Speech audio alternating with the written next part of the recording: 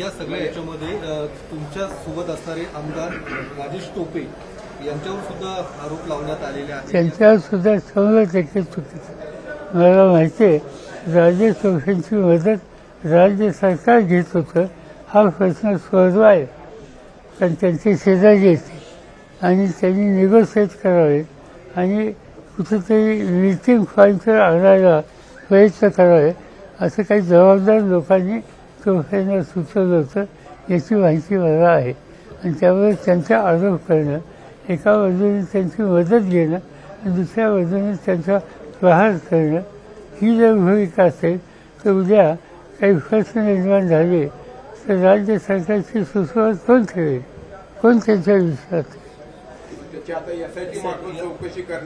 आवश्यक आहे. SIT नेमा, सुप्रीम कोर्टचा जज नेमा आणि काय असेल ती चौकशी करा, आमची काही आहे.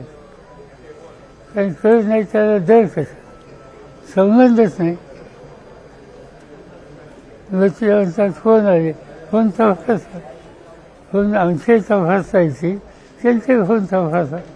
एक फोन कुणी केला, माझ्या फोनवरनं एक फोन जरी केला हे जर सिद्ध झालं मी वाटेल ते मान्य करेन.